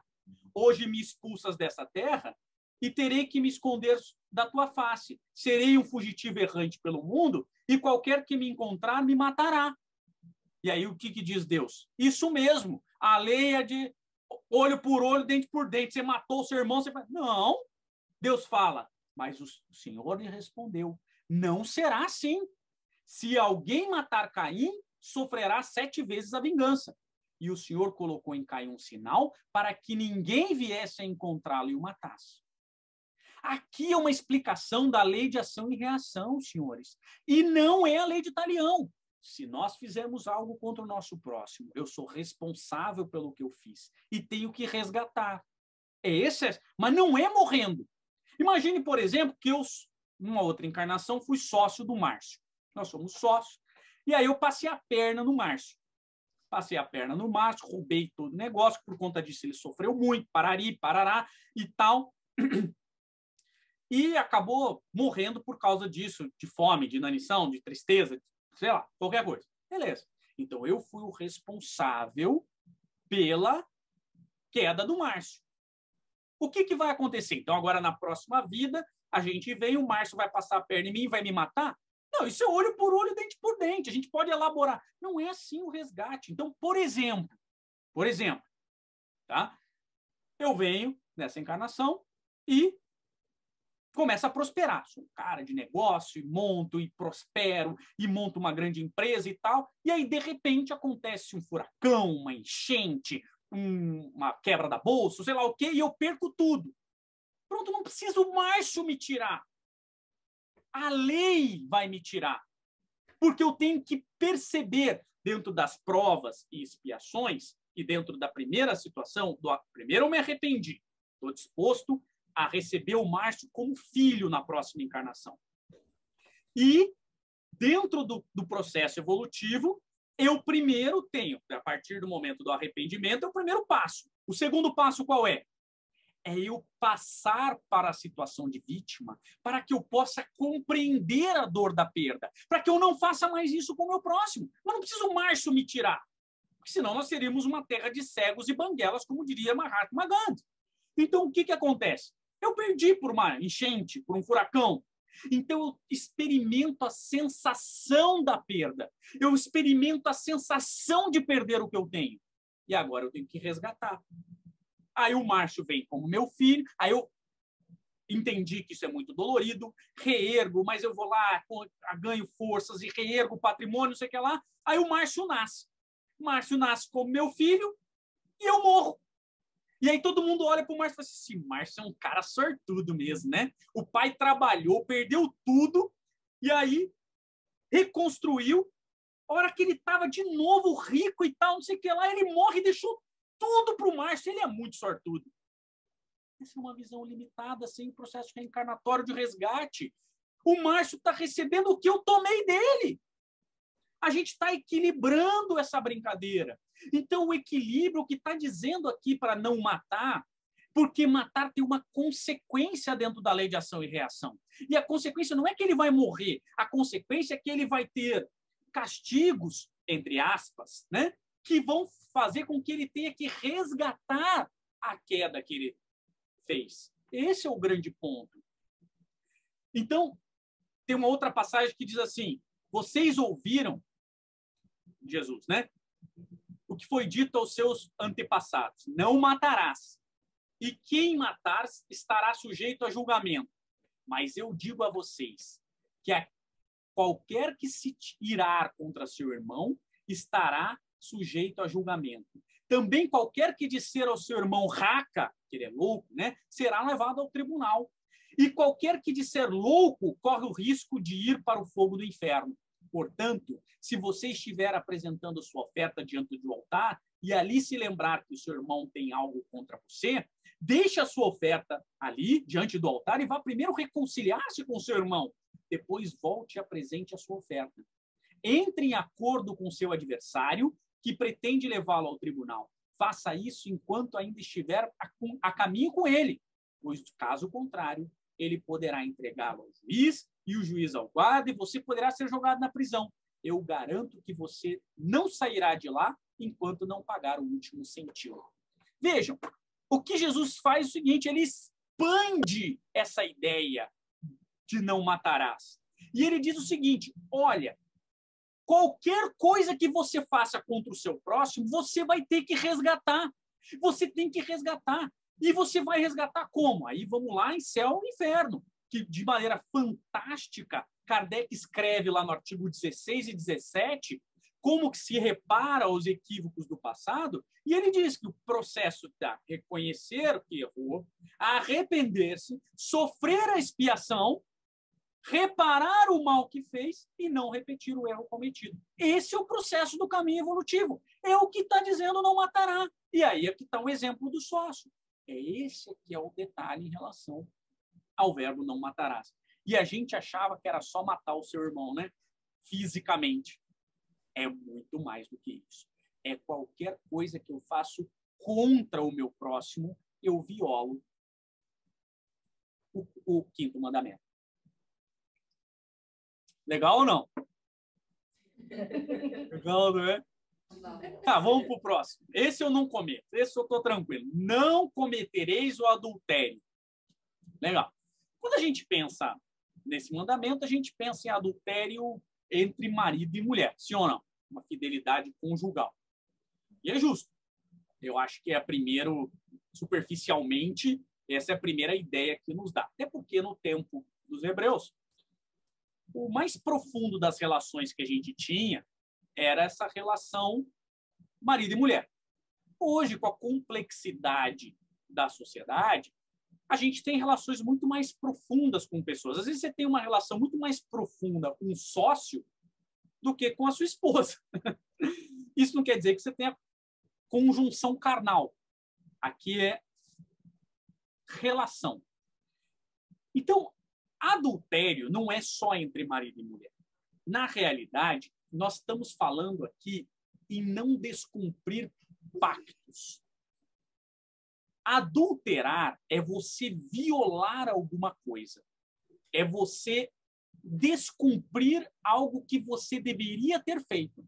Então, quando você pega uma gasolina adulterada, é uma gasolina que não é só gasolina, ela tem uma adulteração. Quando você pega um vinho adulterado, então, não adulterarás, que é o mandamento, é muito mais do que só não cumprir o pacto que você fez com a sua esposa ou com o seu marido. Em primeiro plano, é fidelidade conjugal. Mas em segundo plano, num nível um pouco mais profundo, nós estamos falando em fidelidade com o próximo. É você não descumprir aquilo que você combinou com o seu próximo, seja ele quem for. E no nível mais profundo ainda, é a fidelidade com Deus. É você cumprir aquele mandamento do primeiro mandamento, é você manter esse nível de fidelidade com Deus. É por isso que eu acho engraçado aquele adesivo, Deus é fiel. Isso eu já sabia. Mas a pergunta é, você é fiel com ele? Porque o mandamento não é ele ser fiel com a gente. O mandamento é a gente ser fiel com ele. Então, este mandamento tem a ver com fidelidade. Nós estamos sendo, de fato, fiéis com aquilo que nós combinamos? Esse é o mandamento. Com o nosso cônjuge, sim, com as pessoas que nos rodeiam, com a nossa família, com o nosso centro espírita. Essa é a ideia da fidelidade. Nós estamos, de fato, cumprindo o nosso combinado? E a gente achava que só sendo fiel ao cônjuge a gente estava cumprindo esse mandamento, sim ou não? Mas não é só isso. Há uma profundidade muito maior disso. Então esse eu estou tranquilo. Não roubarás. Esse eu estou tranquilo porque eu não faço. Vamos lembrar de uma história. Então, roubar é fácil, a gente sabe. Roubar no termo genérico, né? Não do seu ponto de vista jurídico, porque do seu ponto de vista jurídico há uma diferença entre furto e roubo. Subtrair coisa alheia móvel para si ou para outra, isso é furto. Subtrair coisa alheia móvel para si ou para outra, mediante violência ou grave ameaça, é o roubo. Mas aqui é do ponto de vista amplo, né? Não técnico. Vamos lembrar de uma coisa. Então, o primeiro mandamento, a gente falou que amar a Deus, a gente mede o amor que a gente tem ao Deus com o amor que a gente dá ao nosso próximo. Tá? Então, a gente só demonstra isso amando a Deus. Então, subtrair uma... Opa! Mudou sozinho aqui. Subtrair uma coisa do nosso próximo, um carro, um relógio, tal, viola esse mandamento. Tranquilo. Essa é a parte fácil do mandamento. Então, se você não faz isso, você cumpre a parte fácil. Agora, existem coisas também imateriais que o nosso próximo tem. O nome, ideias, plágio, a imagem. Então, quando a gente pega a imagem do nosso próximo sem a autorização dele, quando a gente pega uma ideia do nosso próximo, quando a gente tem um colega de trabalho que fala, dá uma ideia, você acha, pô, legal, vou levar para o chefe, e você passa para o chefe como se a ideia fosse sua, quando a gente faz isso, a gente está incidindo no mandamento. Porque a gente está pegando algo que não nos pertence. Quando a gente azucrina alguém e tira a paz dessa pessoa, tira a tranquilidade dessa pessoa, quando a gente pega o tempo dessa pessoa inapropriadamente, a gente está incidindo nesse mandamento. Então, eu poderia dizer, e vejam se vocês concordam comigo, que esse mandamento remete a uma coisa chamada reciprocidade. E o que é isso? Tudo que nós fazemos para o nosso próximo sem reciprocidade, nós estamos roubando do nosso próximo. Por exemplo, então, tudo a gente tem uma contrapartida. Toda a nossa relação para com o próximo, ela demanda uma contrapartida. E aí é o que eu pergunto. Nós estamos sendo recíproco com o nosso cônjuge, com a nossa família? Nós estamos dando reciprocidade. Veja, com a nossa casa espírita, com os nossos amigos, com as pessoas que nos rodeiam, com os nossos colegas de trabalho. Então, na realidade, quando alguém dá algo para você e você não retribui com reciprocidade, não é pagar, é você ser recíproco. Porque o óbolo da viúva, Jesus nos disse, que vale muito mais a moeda da viúva do que todo o montante de dinheiro que se deixa no templo. Às vezes é o tempo que nós estamos dedicando ao nosso companheiro. Às vezes Então, eu posso dizer o seguinte, todas as vezes que nós não estamos sendo recíprocos para com o nosso próximo, não estamos agindo em reciprocidade, nós estamos roubando ele. Faz sentido isso? E todas as vezes que nós não estamos sendo recíprocos, nós incidimos no mandamento, não roubarás. Nós violamos isso aí. Então, veja como isso é complicado. Toda vez que a gente quer julgar o nosso próximo com afinco, porque o que ele fez não tem perdão, eu jamais perdoarei. A gente não está roubando o lugar de Deus? A gente não está... Porque a Deus cabe aplicar a sua lei, e não a nós. Então eu pergunto, se a gente está sendo muito severo com o nosso próximo, nós não estamos roubando o lugar de Deus? Então veja como esse mandamento é um pouco mais profundo do que isso. Isso é uma relação que nós temos que amadurecer para com o nosso próximo, para as pessoas que nós estamos, para as instituições que nós estamos nos relacionando. Eu estou sendo recíproco ou só eu estou ganhando? É uma relação que só eu ganho. Se é uma relação que só eu ganho, eu não estou tendo reciprocidade e eu estou violando o mandamento. Legal ou não? Bem legal, né? Se a gente achava que esse a gente cumpria, né? Tá. Não presteis falso testemunho contra o vosso próximo.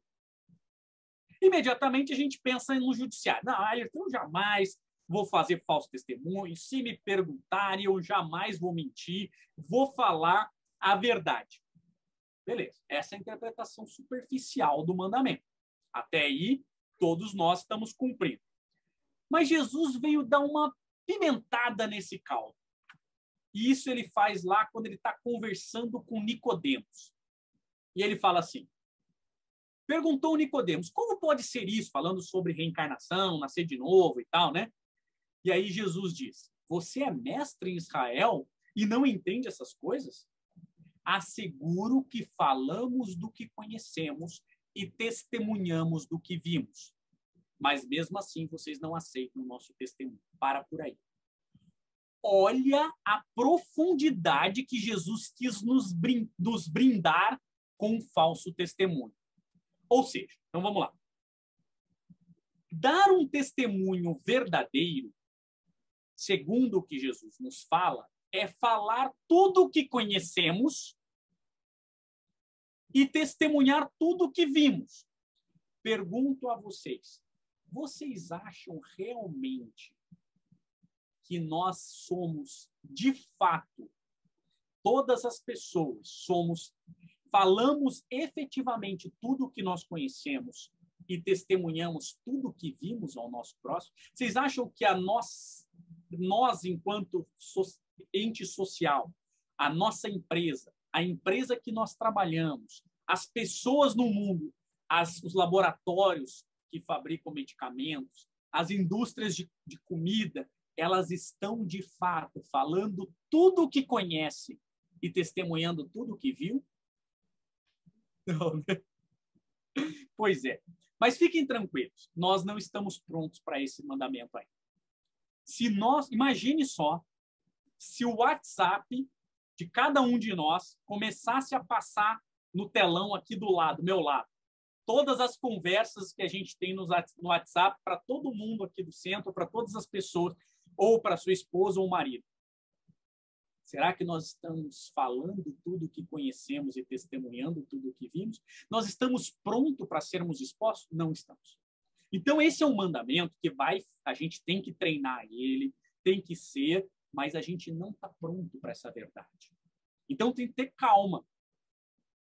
André Luiz nos conta daquele casal lá em nosso lar que começou a ter lembranças de outras vidas e falaram, não, para por aí. Para por aí. Porque eles começaram a ver coisas que eles fizeram e que o assustaram. Imagine se a gente tivesse acesso às últimas 10.000 encarnações que nós tivemos. Será que nós estamos prontos para ver de fato o que a gente realmente é? Ou o que a gente realmente fez? Então, fiquem tranquilos. Este mandamento é um dos mais difíceis que tem de cumprir. Por quê? Porque a gente, no grau evolutivo que nós estamos, nós não estamos prontos ainda para a verdade. Mas nós temos que ensaiar. É por isso que Jesus nos propõe. Fale daquilo que você conhece. Testemunhe aquilo que você viu. Infelizmente, a internet tem uma frase que ela é muito dura, né? Que ela diz assim, a internet deu voz aos idiotas. E a gente vê o Facebook com discussões absurdas. Eu prefiro dizer o seguinte, a internet não é que ela deu voz aos idiotas, ela deu voz às pessoas que não estudam. Ela deu voz aos ignorantes. E muitas vezes as pessoas querem travar uma discussão sendo ignorante. Eu não gosto da expressão idiota, porque a idiotia, inclusive, é uma doença.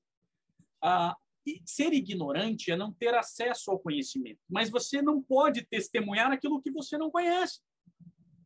Então, muitas pessoas travam discussões de aquilo que não sabem, não conhecem, e brigam com familiares, com pessoas, por pessoas que não conhecem, por políticos que não conhecem, e por viver uma ignorância. Isso é não dar falso testemunho. À medida que as pessoas falarem apenas do que conhecem e testemunhar apenas do que viram, o mundo vai ser melhor. Concorda comigo? Esse é o ensaio que nós estamos tendo. Muitos dos problemas que nós temos hoje na sociedade é porque as pessoas falam daquilo que não conhecem e testemunham de coisas que não viram. E aí falam um monte de coisa aqui, causando caos. Então, é um exercício que a gente vai ter que ter. Eu prometo que estou terminando. Eu vou usar os 2 mandamentos juntos, o 9º e o 10º, que muitas vezes, de uma maneira bem pueril também, equipara-se a mulher às coisas, e não foi isso que o mandamento trouxe. Tá? Embora a mulher, ao tempo dos hebreus, que durante muito tempo não foi tratada da maneira adequada pela legislação, pelas pessoas, pelos governos e tal, não é isso que esse mandamento quis dizer. Tá? De fato, as mulheres, durante muitos anos, e até hoje, em muitas culturas, não são tratadas de uma maneira correta, digna e justa. Mas não é, o mandamento não está equiparando a mulher às coisas aqui. Tá? O 9º mandamento diz, não desejeis a mulher do próximo. E o 10º mandamento diz, não cobiceis a casa do próximo. Nem o seu servo, nem a sua serva, nem o seu boi, nem o seu asno, nem qualquer das coisas que lhe pertencem. E algumas pessoas, de uma maneira assim muito inadequada, falam assim, tá vendo? Os 10 mandamentos não devem ser tido mais. Ele é tão ultrapassado que ele equipara a mulher ao asno. E de uma maneira muito rápida, você pode até achar que sim, mas não é isso que ele está dizendo. A primeira parte ele fala, o 9º mandamento, ele diz para não desejar a mulher do próximo. Aqui há um mandamento muito adequado. Por quê? Porque há uma necessidade de preservação e integridade da família. A família, ela é muito importante porque ela é o cerne da sociedade. Ela é o início da possibilidade reencarnatória. Por isso que somos co-criadores em plano menor. E muito foi violado, e até hoje é violado esse mandamento. Aliás, o grande exemplo disso foi Davi. Lembra do Davi? Rei Davi, que é o queridinho da Bíblia. O que ele fez? Ele estava um dia, deu uma olhada na janela, viu uma mulher banhando-se. E ele falou, pô, que mulher bonita, não é mesmo? E aí ele tem uma relação com aquela mulher. Qual o problema? O problema é que aquela mulher era a mulher do seu general e do seu amigo. Era amigo dele. E ele engravida ela. E o que ele faz para tentar se safar? Chama o general, que estava lá na guerra, traz ele e fala assim, olha, eu quis trazer para você relatar e tal, vamos tomar um vinho. Aí ele dá um vinho para o general dele, fala assim, bom, beleza, tranquilo, obrigado pelo relato da guerra, vai lá para a sua casa e depois, o que ele pensou? Ele vai chegar, esse meu amigo vai tomar um vinho, vai sentir saudade da mulher e vai para casa, tem relação com ela e o filho não é meu, o filho é dele. E aí o que diz esse amigo dele que era um exemplo de integridade? Ele fala assim, eu não vou ter para com a minha mulher, porque se os meus homens não podem ter para com a deles, eu também não acho justo eu, enquanto general, ter para com a minha mulher. E aí o rei Davi ficou, pô, sacanagem, né? Pô, eu achei que eu ia me livrar dessa gravidez e não. Aí ele fala assim, bom, não tem problema, vou fazer uma festa, vou dar um monte de vinho para ele e ele vai embriagado e ele vai sentir saudade da mulher, é impossível, aquela mulher linda, maravilhosa, que até eu. E aí ele pega e fala, faz isso. Chama ele, tem um banquete, tem vinho e tal, não sei o que lá. E aí, agora pode ir para casa. Eu falei assim, não vou ter para com a minha mulher, porque enquanto os meus homens não puderem ter para com a deles, não é justo eu ter. E o rei Davi fica doido e manda ele para o fronte de batalha. Bom, então ele vai morrer lá na frente da batalha e estou resolvido o meu problema. Mas aí vem Natã, o profeta. E Natã chega para o Davi e fala, Davi, aí Davi já até começa a coçar a cabeça, porque Natã era a pedra no sapato do rei Davi. Ele fala assim, Davi, eu estou com um problema e preciso do seu conhecimento para resolver. Pois não, é muito bom resolver o problema da vida dos outros, né? É fácil. Assim, diga que eu resolvo. Assim, é o seguinte, tem um rapaz que tem 100 ovelhas. E o vizinho dele tem uma ovelha. E você não acredita que aquele que tem 100 ovelhas matou o seu vizinho para pegar essa única ovelha dele? E eu queria saber o que agora a gente vai ter que fazer com esse rapaz que tem agora 101 ovelhas. Aí o rei Davi falou, não, tá fácil. Esse tá fácil de resolver. Traz ele aqui, que a pena dele é a pena de morte. Quem que é esse rapaz? Aí o Natã vira, esse rapaz é você. Como assim? Você podia ter a ovelha que você quisesse. Você é o rei Davi. E você quis a ovelha do seu amigo e matou ele. Pois é. Sabe que eu acho que a pena de morte está muito para ele? E aí ele começa. E essa mulher, a mãe de Salomão. Não esse filho. Esse filho acaba morrendo e tal. E depois. Então, veja. Não desejeis a mulher do próximo. É porque ao desejar a mulher do próximo, ao praticar determinadas situações, você pode cair numa situação que vai te levar a um problema muito maior. É esse o ponto. Então, evite o desejo da mulher do próximo. Né? Tem até uma piadinha no mundo jurídico, que o pessoal fala assim, né? Que Moisés estava descendo um monte e falou assim, não, amar a Deus sobre todas as coisas, não matarás, não roubarás, 9º mandamento, não cobiçareis a mulher do próximo. O povo, daí ele falou, calma, essa é a lei, vamos esperar a jurisprudência. Esperar a jurisprudência. Ver o que é jurisprudência. E essa é a jurisprudência. A jurisprudência, o rei Davi teve que resgatar. Porque ele destruiu uma família. E a brincadeira que a gente faz lá, se a gente pegar na história de rei Davi, é por isso. Porque ao desejar a mulher do próximo, você pode deturpar toda uma família. E quantos exemplos nas obras maravilhosas trazidas por André Luiz, nós vemos dessa situação. E aí passam-se anos, encarnações e encarnações.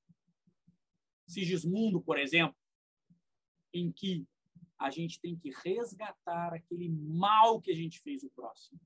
Se a gente tivesse cumprido esse mandamento. Tem tanta ovelha por aí, tem 100, e você vai desejar justo a ovelha do seu próximo. E o 9º e o 10º mandamento, que a gente tem que tomar cuidado. Não cobiceis a casa do próximo, nem o seu servo, nada do que é do seu próximo. Porque quando a gente cobiça algo do próximo, primeiro, veja, aqui não há uma proibição ao desejo. A proibição ao desejo está no 9º.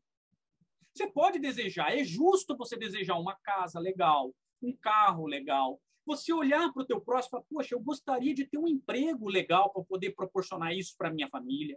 Eu gostaria. Isso não é a proibição. A proibição é cobiçar. É porque é do próximo. Eu digo até o pior tipo de inveja, né? Não é que eu quero aquilo que o meu próximo tem. Eu não quero que ele tenha. Esse é o pior tipo de inveja.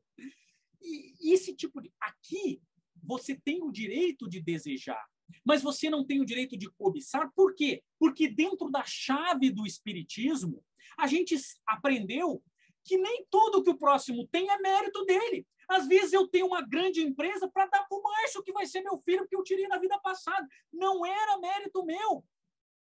Era resgate. Então, a gente olha aquelas pessoas com um monte de coisa, a gente acha que aquela pessoa é beneficiada por Deus e não é. Agora, se a gente não usa essa chave do espiritismo, fica difícil de entender. Porque eu não acho... Como é que você pode exigir que uma criança que nasce no Congo, na República Democrática do Congo, um dos países que sofre o maior número, uma guerra civil de anos, aquela criança que nasceu, ela não olhe para uma criança que nasce na Suécia e não deseje a escola que ele tem, a família que ele tem, a paz que ele tem, a tranquilidade que ele tem. Então, se você não colocar a multiplicidade das reencarnações, eu acho muito difícil de você não cumprir esse mandamento. E quando você coloca no espectro a multiplicidade de encarnações, você olha e fala assim, puxa vida, de fato, eu não devo cobiçar a coisa do próximo, porque o próximo o tem por prova ou por expiação. Aquela coisa.